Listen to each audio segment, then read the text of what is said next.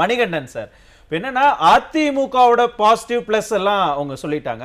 இந்த பக்கம் திமுக தொண்டர்கள் இந்த பெர்செப்ஷன் சேஞ்ச் ஆயிருச்சுல்ல, இதை பார்த்து அவங்க சுணங்கி போயிருவாங்களா? ஏன்னா அதிமுக தேர்தல் அறிக்கை வெளியிட்டுட்டாங்க, தொகுதி பங்கீடு, எந்தெந்த தொகுதி ஒதுக்கீடு அப்படிங்கறத உட்பட அறிவிச்சிட்டாங்க. ஏன் வேட்பாளர் முதற்கட்டமே அறிவிச்சிட்டாங்க. இன்னைக்கு பிரச்சாரத்தையும் தொடங்கிட்டாங்க. ஆனா திமுக இப்பதான் தொகுதி பங்கீடு முடிக்கிறாங்க. இதை பார்க்கிற தொண்டர்களுக்கு ஒரு சுணக்கம் வந்திருக்குமோ? நியூஸ் தொலைக்காட்சி நேயர்களுக்கு என்னுடைய மாலை வணக்கங்க. நீங்க கேட்ட கேள்விக்கு ஒரு 2 விதமான பாட்டு நான் பாடுறேன். இது யாருக்கு பொருந்தும் அப்படின்னு நீங்களே பார்த்துக்கிட்டு ஒரு முடிவுக்கு வாங்க மனோஜ்.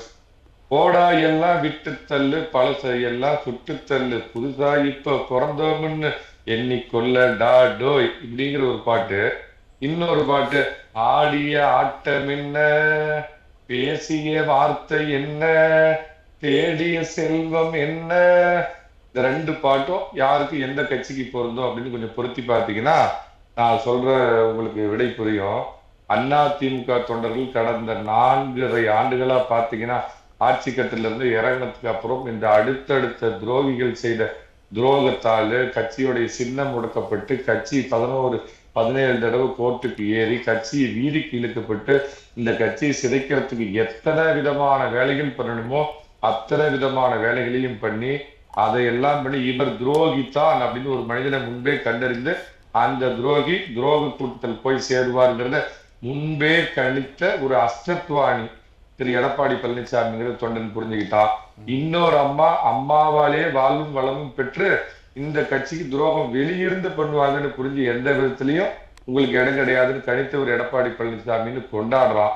அதுல ஒரு நபர் மட்டும் என்னதான் இருந்தாலும் நம்ம அம்மாவால் நம்ம வாழ்க்கை பெற்றோம், அம்மாவை மறக்க கூடாதுங்கிற அந்த நபரை மட்டும் மிகச்சரியாக அடையாளம் கண்டு சரி வாங்க நீங்க அம்மாவுக்கு துரோகம் நினைக்காதவர்னு கூட்டணியில சேர்த்துக்கிட்ட அந்த சாணக்கியத்தனத்தை நினைச்சு இன்னைக்கு சந்தோஷப்படுறான். உண்மையாலுமே மேனேஜ் ஒரு நிமிஷம் டைம் கொடுங்க.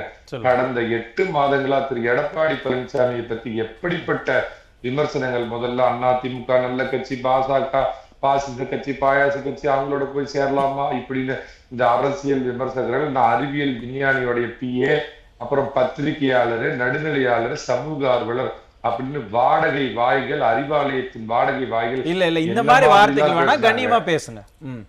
சொல்லுங்க. பிஜேபி ஆக்டோபஸ் விழுங்கிறோம் அப்படின்லாம் சொன்னாங்க.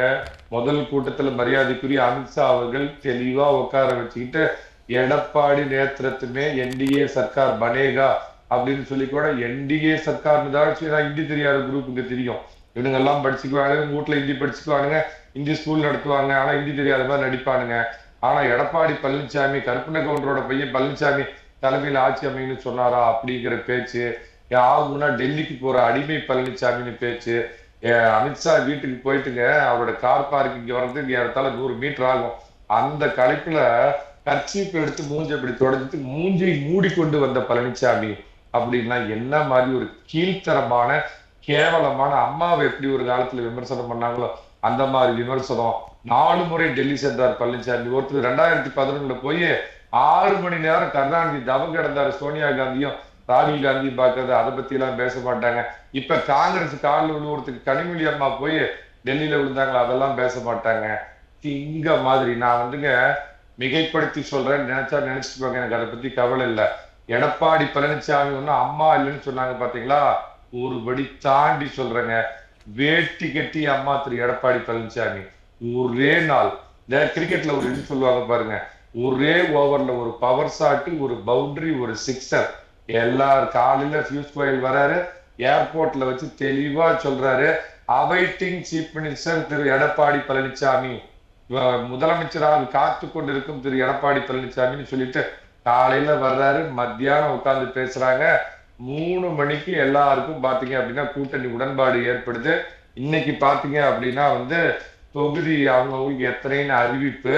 அப்புறம் பாத்தீங்கன்னா இது எல்லாம் நடந்தது எங்கன்னா டெல்லியில சாணக்கியபுரியிலயோ இல்ல டெல்லியில எங்கேயாவது ஒரு ஹோட்டல்லையோ இல்ல, அம்மா மாளிகை தொண்டர்களால் வணங்கப்படக்கூடிய அம்மா இன்னைக்கு உயிர்ப்போட இருக்கக்கூடிய அலுவலகத்துல உட்காந்து அம்மா உட்காந்து அதே சேர்ல உட்காந்து இத்தனை வேலையும் பண்ணிட்டு சரி மனுஷன் போய் ரெஸ்ட் எடுப்பாருன்னு பார்த்தா 3 மணிக்கு அந்த காலர் மைக்க மாட்டிக்கிட்டு இப்ப மயிலாப்பூர்ல பிரச்சாரம் பண்றாரு. எங்க போச்சுங்க அந்த வாய் இவரை பத்தி பண்ண விமர்சனம். பிஜேபி இவரை மிரட்டுது, AK-47 வச்சு மிரட்டுது.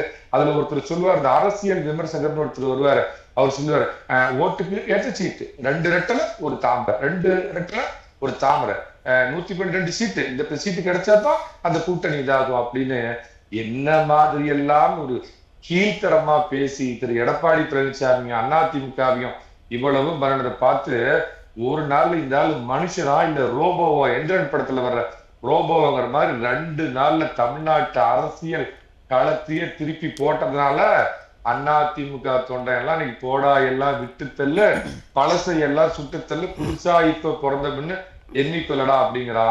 நீங்க இன்னொன்னு கேட்டீங்க, தூங்கி கொண்டிருக்கிறதா திமுக இல்ல, துக்கத்துல இருக்கிறாங்க, துக்க வீட்டுல இருக்கிறாங்க. அவங்களுக்கு தான் நான் சொன்ன பாடல் புரியும். வந்தார்கள், அமர்ந்தார்கள், டீ சாப்பிட்டார்கள், கேக் சாப்பிட்டார்கள், 3 முறை பேசினார்கள், போனார்கள். வென்றார்களா? இல்லை. அழுது ஓஞ்சி ஒருத்தர் பார்த்தா ட்விட்டர் பேஸ்புக்ல வந்து அழுகுறாரு, கண்ணு தண்ணி விடுறாரு, கதறாரு. அப்புறம் போனா போகுதுன்னு நீ எல்லாம் பொது தொகுதியில நிக்கிறதுக்கு ஆசைப்படலாமான்னு திரு கருணாநிதி கேட்டாரு. அந்த பணியில போகுதுன்னு இவ்வளோ நாடகம் நடத்தி பாவம் ஒரு சீட்டு இன்னொருத்தர் என்ன முடிவு பண்ணிட்டீங்களா அப்படின்னு டைலாக் எல்லாம் விட்டுக்கிட்டு மானத்தோட அப்படி மீசையை முறுக்கிட்டு அப்படி ரிமோட்டை தூக்கி டிவி மேல அடிச்சவருக்கு பாவம் ஒண்ணுமே இல்லையா. அவன் இந்த படத்துல அது வேற சந்திரு, இந்தியன் முதல் பாட்டுல இருக்கும், அது வேற சந்திரு, சந்துருன்னு ஒரு மானஸ்தனை பார்த்தேன் எங்க அப்படின்னு கவுண்ட் பண்ணி கேட்டோன்னே விடு அது வேற சந்திருங்கிற மாதிரி தீட்டே இல்லையா இவருக்கு. இல்ல மக்கள் நீதி மையம் இல்ல சார், அவங்க வந்து அறிக்கையெல்லாம் கூட வெளியிட்டுட்டாங்களே, அவங்க வந்து கடமைங்கிறாங்க, உரிமைங்கிறாங்க, தோழமைன்னு சொல்றாங்க, அட்ஜஸ்ட் பண்ணிக்கிட்டோங்கிறாங்க. அது அவங்களுக்குள்ள இருக்கிற அண்டர்ஸ்டாண்டிங். ஏன் நீங்க அத கமல் மேல என்ன வன்மம் உங்களுக்கு? உங்களுக்கு கரெக்டா 5 நிமிஷம் தரேன். கமலஹாசன் அறிக்கையில உங்களுக்கு என்ன புரிஞ்சுன்னு சொல்லுங்க, நேயர்களுக்கும் கேட்டுட்டோம். என்ன சார் வழக்கமா ஆங்கர் தான் கெஸ்டுக்கு டைம் கொடுத்து பழக்கம், ஆங்கருக்கே நீங்க டைம் கொடுக்குறீங்களே. ஏங்க ஆழ்வார்பேட்டை ஆண்டவர் பேசினாருன்னா உலகத்தில் இருக்கிற எந்த தமிழ் தெரிஞ்சவனாலையும் எனக்கு கண்டுபிடிக்க முடியாது. அந்த மாதிரி ஒட்டு மொத்த மானத்தையும் அடமானம் வச்சுட்டு ஒத்த MP சீட்டு வாங்கிட்டு அவர் ஒரு பக்கம் கூவிட்டு இருக்காரு. கம்யூனிஸ்டுங்க நாங்க வந்து இதுவரை வரலாற்றில் இந்த மாதிரி எல்லாம் நாங்க வந்து கம்மியா வாங்கினது இல்ல அப்படி எல்லாம் கூவிட்டு போய் பாத்தீங்கன்னா கடைசியில 5 சீட்டுக்கு லாக் ஆயிட்டேன். கவனிச்சு பாருங்க, ஒரே இடத்துல அத்தனை கூட்டணியும் தேசிய ஜனநாயக கூட்டணியும் கூப்பிட்டு உட்கார வைக்கிறாரு, எல்லாத்துக்கும் ஒரு டீ கொடுக்குறாங்க, 3 மணிக்கு பிரஸ் மீட் ஆரம்பிக்கிறாரு, உடனே எல்லாத்துக்கும் இவ்வளவு தொகுதி பங்கீடு அப்படிங்கறத முடிக்கிறாரு. இந்த தனித்தனியா டீல் பேசுறது, இந்த மாட்டு சந்தையில தரகருங்கதான் இப்படி துணி போட்டுட்டு இப்படி பேசுவாங்க, அந்த மாதிரி ஒவ்வொருத்தரும் இல்ல மணிகண்டன் சார், அது இல்ல இப்ப அதிமுக இப்படி ஒரு ஸ்டைல்ல தொகுதி பங்கீடு வைக்கிறாங்கன்னா, திமுக அவங்க ஸ்டைல்ல ஒரு தொகுதி பங்கீடு வைக்கிறாங்க. உடனே அதை நீங்க விமர்சனம் பண்ண என்ன பண்றது? ஒரு கட்சிக்கும் ஒரு ஸ்டைல் இருக்கு. இதுதான் எடப்பாடி பழனிசாமி ஒண்ணு ஜெயலலிதா இல்லைங்களா, இதுதான் அம்மா ஸ்டைல. அம்மா வழியில் பார்த்து அம்மா வழியில் அரசியல் கத்துக்கிட்ட பழனிசாமியோட ஸ்டைல் இதுதான். என்னென்ன விமர்சனம் பண்ணீங்க? டெல்லிக்கு போயிட்டார் அடிமை பழனிசாமி, டெல்லியில போய் மூஞ்ச பறிச்சுக்கிட்டாருலாம் பேசுறீங்களா? டெல்லியை இங்க வர வச்சார். இந்த கூட்டணியை ஆரம்பிக்கிறதுக்கும் அமித்ஷா மரியாதைக்குரிய உள்துறை அமைச்சரை இங்க வர வச்சார். திரு பழனிசாமி அவர்கள் அங்க வர வச்சுட்டு அமித்ஷா சொன்ன முதல் வார்த்தை, மிஸ்டர் பழனிசாமி வெரி சாரி, இந்த போர் நடந்துட்டு இருக்கிற சூழ்நிலையில என்னால அங்க வர முடியலங்கிறத புரிஞ்சுக்கிட்டு என்னுடைய அழைப்பை ஏத்துக்கிட்டு நீங்க இங்க வந்தீங்க அப்படின்னு கேட்கிறார். 80 தொகுதி 110 தொகுதி 112 தொகுதி கொடுத்து உன் கட்சியும் மாநில சுயாட்சியும் காட்டி கொடுத்தது விட்டு கொடுத்தது திமுக. எடப்பாடி பழனிசாமி 19, 21, இன்னைக்கு 26ல பிஜேபியோட வளர்ச்சி என்ன, அவங்க உயரம் என்னன்னு தெரிஞ்சு கரெக்டா கொடுத்திருக்காரு. அத்தனை பேர் முகத்திலும் சந்தோஷம். ஏதாவது மாற்றி பேசுனாங்களா, ஒப்பாரி வச்சாங்களா, பேஸ்புக்ல போய் ஓலமிட்டாங்களா, இல்ல ஒப்பாரி வச்சாங்க, சந்தோஷமா போறாங்க. கடைசியா இவர் பியூஸ் கோயல் முடிச்சுட்டு போனார். எடப்பாடி பழனிசாமிஜி முதலமைச்சரா பதவி ஏற்கிறதுக்கு நான் வரேன். அதிமுக தொண்டர்கள் உடம்புல ஒரு புது ரத்தம் பாய்ச்சப்பட்டுள்ளது. அம்மாவை பழனிசாமி உருவில் பார்க்கிறார்கள். மணிகண்டன் சார், என்னன்னா இந்த தேர்தல் பேச்சுக்கள் எல்லாம் தொடங்கின காலத்துல இருந்தே அந்த சமயத்துல இருந்தே எல்லாரும் பெருசா என்ன ஒரு பிம்பத்தை கட்டமைச்சாங்கன்னா, ஸ்டாலின் வந்து கூட்டணிய நெருக்கி கொண்டு வந்துட்டாரு. கிட்டத்தட்ட 25 கட்சிகளுக்கு மேல எல்லாத்தையும் அரவணைச்சு உள்ள கொண்டு வந்து எடுத்துட்டு போறாரு அப்படிங்கிற ஒரு பர்செப்ஷனை கிரியேட் பண்ணாங்க. ஆனா இப்ப இந்த தொகுதி பங்கீடெல்லாம் முடிந்த பிறகு திரும்பி பார்க்கும்போது அந்த அதிகமான கட்சிகளே அதிக சுமையை கொண்டு வந்து அவங்களுக்கு ஒரு பெரிய பிரச்சனையை உண்டு பண்ணிருச்சோ? அதாவது மனோஜ், இண்டிவிஜுவல்ஸுக்கும் இன்ஸ்டிடியூஷனுக்கும் வித்தியாசம் இருக்குது. தேசிய ஜனநாயக கூட்டணி அதிமுக தலைமையிலான கூட்டணியில பாத்தீங்கன்னா ஒன்னொண்ணுமே இன்ஸ்டிடியூஷன், ஒவ்வொரு கட்சி மக்களிடம் அபிமானத்தை பெற்ற வாக்கு வங்கியை நிரூபித்த கட்சிகள். நீங்க திமுகவுல கம்யூனிஸ்ட் 2 பேர்த்தையும் சேர்த்துட்டீங்கன்னா 1.5% ஓட்டு. அவங்க தனியா மக்கள் நல கூட்டணி நின்னப்ப அவங்களுக்காக இவ்வளவு முட்டு கொடுத்து குரல் கொடுத்து எல்லாம் பண்ண திருமாவளவனுக்கு பாத்தீங்கன்னா 1% ஓட்டு. அதை விட முக்கியமான விஷயம், 4% ஓட்டு வாங்கின தேமுதிகவுக்கு 10 சீட்டு. இவங்க தவறுக்கெல்லாம் துணை போய் நிலுவையில் அறையப்படக்கூடிய அளவுக்கு பாவத்தை எல்லாம் ஏத்துக்கிட்ட 2 கம்யூனிஸ்டுக்கும் விடுதலை சிறுத்தைக்கும் பாத்தீங்கன்னா எனக்கு முன்னாடி பேசுனவங்க சொன்ன மாதிரி வேற 5 சீட்ல அடைக்கிருக்கிறாங்கன்னா அந்த கட்சியுடைய தொண்டர்கள் மனநிலைமை எப்படி இருக்கும்? காங்கிரஸ் கட்சியோடைய ஒரு வலுக்கட்டாயமான ஒரு கூட்டணி போட்டதுனால இது வரைக்கும் திரு ராகுல் காந்தி இந்த கூட்டணி ஏதாவது வரவேற்றிருக்கிறாரா? அப்படியே கேமராவை இந்த பக்கம் அம்மா மாளிகை பக்கம் திருப்புங்க. கூட்டணி சீட்டு இவ்வளவு ஒதுக்கினோடனே ஒவ்வொரு தலைவர்கள் முகத்திலையும் எவ்வளவு மகிழ்ச்சியாக அவரவர்களுடைய உயரமிருந்து சீட்டு ஒதுக்கி இருக்கிறார். பாஜகவுக்கு இவ்வளவு, பாமக இவ்வளவு இருக்கிறீங்க. எந்த தலைவராவது போய் நான் சொன்ன மாதிரி ட்விட்டர்ல அழுதாரா, இல்ல ஒப்பாரி வச்சாரா, இல்ல நாங்க வெளியில இருந்து ஆதரவு கொடுக்குறேன்னு சொன்னாரா? வாசன் உட்பட அத்தனை பேரும் இவங்க எப்படி வெளியேறினாங்க. சோ இது அடிமட்டத்துல எப்படி ஒரு ஜெல்ல உண்டாக்கும். அது ஒரு கட்டாய ஒரு கூட்டணி, காசுக்கான கூட்டணி, தோக்க போற கூட்டணி, மூழ்க போற கூட்டணி. இன்னொரு முக்கியமான ஒரு விஷயம் பேசு பொருளாவே இருக்கு. 2011 தேர்தலோட நம்ம கம்பேர் பண்ணும் பொழுது கடைசி நேரத்துல தேமுதிக ஒரு கூட்டணிக்குள்ள, அதிமுகவுடைய கூட்டணிக்குள்ள போனதுக்கு பிறகு அதிமுகவினுடைய மிகப்பெரிய ஒரு வெற்றி இருக்கு. அதன் காரணமாக தேமுதிக கடைசியா வந்ததால அதை வைத்து பார்க்கும்போது அந்த செனாரியோவை இங்க வச்சு பார்த்தா திமுக வெற்றி பெறும் அப்படின்னு அவங்க அதை கட்டமைக்கிறாங்களே. ரொம்ப அருமையா சொன்னீங்க. 2011 உங்க அப்பாவுடைய ஆட்சி சுனாமி மாதிரி எதிர்ப்பு அலை. நான் அப்ப அருகிலிருந்து சில விஷயத்தை பார்த்தவங்கிறதுனால சொல்றேன். அம்மா திட்டவட்டமாக சொன்னாங்க, கூட்டணியே வேண்டாம், நம்ம தனித்து நிற்போம். அப்படிங்கிறப்ப வேண்டாம், ரிஸ்க் எடுக்க வேண்டாம், திமுக எந்த விதத்திலும் மீண்டும் ஆட்சிக்கு வந்துடக்கூடாது, ரிஸ்க் எடுக்க வேண்டாம் அப்படின்னு அவருக்கு அட்வைஸ் பண்ணவர் மறைந்த மரியாதைக்குரிய திரு துக்ளக் சோ அவர்கள். திரு துக்ளக் சோ அவர்கள் சொன்னதுனால அவங்க கூட்டணியில அவங்களுக்கு ஒரு வாய்ப்பு கொடுத்தாங்கன்னா, அப்படியே ஒரு ஸ்டோரி சொல்றேன். 2011 விட்டுருங்க, அதுக்கப்புறம் நடந்த 2016, 2019, 2021, 2024 தேர்தல் வரைக்கும் தேமுதிக எந்த கூட்டணியில இருக்குதோ அது உருட்டதில்லை, ஜெயிச்சதில்லை. நல்லா எடுத்து பாருங்க, அவங்க எந்த பக்கம் இருக்கிறாங்களோ அந்த கட்சி ஜெயிச்சதில்லை. அருமையான முதல் சமீட்சை. 2வது ஒருத்தர் இருப்பார், சூனா போனா ஒருத்தர், அந்த காலத்து சூனா போனா. 2011 அவர் தான் முதல்ல வடிவேலுங்கிற நடிகர் பாத்தீங்கன்னா இதை ஆரம்பிச்சாரு. திமுகவுக்கு ஆதரவா பிரச்சாரத்தை ஆரம்பிச்சாரு. திமுக எத்தனாவது இடத்துக்கு போச்சுன்னு உங்களுக்கு தெரியும். அதே சூனா போனா இப்ப இந்த தேர்தலில் முதல்ல அவர் தான் பிரச்சாரத்தை ஆரம்பிச்சு 220 லட்சம் 210 நிச்சயம் அப்படின்னாரு. ரெண்டையும் கூட்டி கழிச்சு பாத்தீங்கன்னா அவங்களோட முடிவு என்ன அப்படின்னு தெரியும்.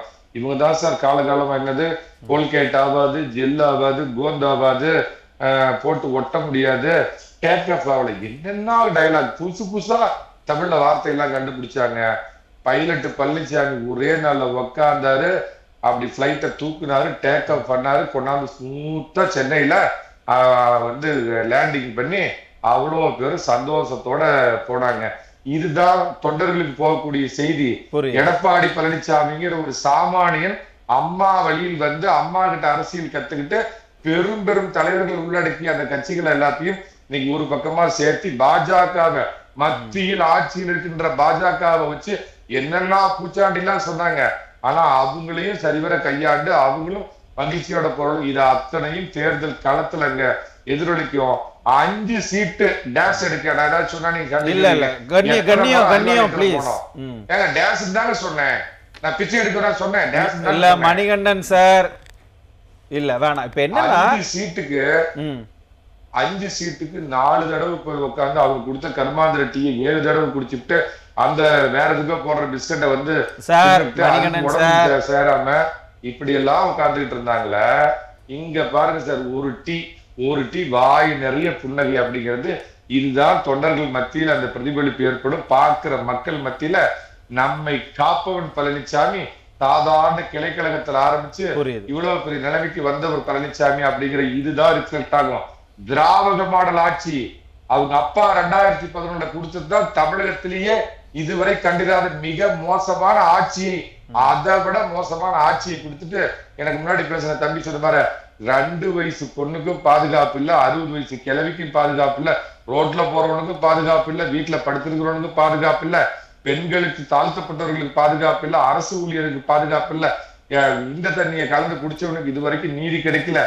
எல்லா அரசு தரப்பு என்ன சொன்னாங்க, அரசு ஊழியர்கள் திரு ஸ்டாலின் அவர்களே உங்களை எதிர்கட்சியில் அமர வைத்து அழகு பார்க்க ஆசைப்படுகிறோம் அப்படின்னு சொன்னாங்களே, குதிச்சு போயிருக்கிறான். ஒரு காலத்துல சொல்லுவாங்களே கும்பி எரியுது குடல் காயின்னு, அந்த மாதிரி ஒட்டு மொத்த தமிழகமும் கும்பி எரிஞ்சு குடல் காஞ்சிட்டு இருக்கிறப்ப, அதுவும் வார்த்தை ஜாலத்துல 506 வாக்குறுதி கொடுத்து மக்களை ஏமாத்துறதுல உண்மையான வாக்குறுதி மத்தியில் எதுக்கெடுத்தாலும் ஒன்றிய அரசு குன்றிய அரசுன்னு சொல்லி டேஷ் ஃபைட்டிங் போடாம மத்தியில் இருக்கிற பாஜகவோட நல் உணர்வோட தேவையான நிதியை பெற்று பழனிசாமி நாங்க சொன்னதை செய்வார் அப்படிங்கிற நம்பிக்கையோட மக்கள் ஒற்றை விரலால் ஓங்கி எடுத்து உதயசூரியனை அரபிக்கடலில் தூக்கி எறிந்து இதற்கு திமுக கூட்டணியினுடைய அந்த எதிர்ப்புகள் அல்லது அதை எதிர்கொள்ளக்கூடிய விஷயங்கள்லாம் என்னவா இருக்க போது, ஏன் இப்ப வரைக்கும் ஒரே மேடையில அவங்க கூட்டணி கட்சி தலைவர்கள்லாம் தோன்றல அப்படிங்கறதுக்கான விவரங்களையும் இன்னும் விரிவாக நம்ம விவாதிக்கலாம். மணிகண்டன் சார், உங்களுடைய இறுதி கருத்தா வச்சிருங்க. இதே மாதிரியே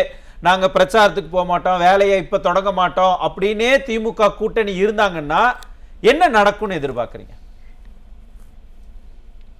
சார்? அவங்க தங்கிட்ட இருக்கிற பணம் நம்மளை காப்பாத்தும், நம்ம கையில இருக்கிற மீடியா நம்மளை காப்பாத்தும் அப்படின்னு பகல் கனவுல உட்கார்ந்துக்கிட்டு அவங்க கனவு கண்டுகிட்டு இருக்கிறாங்க.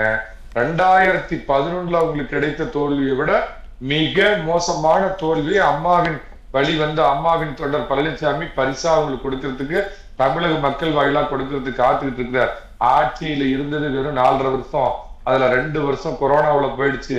அரசுக்கு 10 பைசா வருமானம் இல்ல, வெறும் 1,000 ரூபாய் மாஸ்க் எடுத்து மூஞ்சில போட்டுக்கிட்டு தமிழ்நாடு முழுக்க சுத்தி மக்களை காத்தவன் பழனிசாமிங்கிறத மக்கள் மறந்து போயிடுவாங்களா?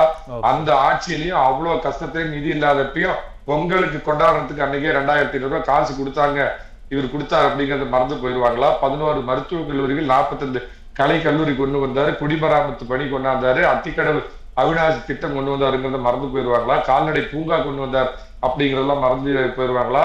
நான் வந்தால் மீண்டும் தாலிக்கு தங்கம் தருவேன், மீண்டும் அனைவருக்கும் லேப்டாப் தருவேன், உங்கள் வீட்டுக்கு ஃப்ரிட்ஜ் தருவேன், சொல்றதை செய்யக்கூடிய சாமி இந்த பழனிசாமிங்கிறத மக்கள் மறந்து போயிடுவாங்க. ஒரு வார்த்தை, குட்டி கட்சிகள் எந்த சின்னத்துல போட்டியிடும் அப்படின்னு திரு பழனிசாமி கேட்டப்ப சொன்னார், அவங்கள மாதிரி எல்லாம் மிரட்டி சீட்டு கொடுக்க மாட்டாங்க, அவங்க விருப்பம், ஒண்ணு இரட்டை இலையில போட்டிடலாம், இல்ல அவங்க தனி சின்னத்துல போட்டிடலாம், இல்ல தாமரையில போட்டிடலாம்னு சொன்னாங்க. ஒரே வார்த்தையில முடிச்சிடுறேன், 7.5 இல்லாத 4.5 ஆண்டு நல்லாட்சி கொடுத்த பழனிசாமி வேண்டுமா, 5 வருடம் 7.5 ஆட்சி கொடுத்த ஸ்டாலின் வேண்டுமாங்கிறதுக்கு தீர்ப்பு கொடுக்க மக்கள் காத்துக்கிட்டு இருக்காங்க. நாடு நல்லா இருக்க மோடிசாமி, வீடு நல்லா இருக்க பழனிசாமி. பார்க்கலாம் என்ன நடக்குதுன்னு. இன்னொரு 20-25 நாட்கள் தான் முழுமையாகவே இருக்கு, தேர்தலுக்கு நெருங்கிருச்சு. இன்னும் 1 மாசத்துக்குள்ள என்ன மாற்றங்கள் நிகழ போகுதுங்கிற பொறுத்திருந்து பார்க்கலாம்.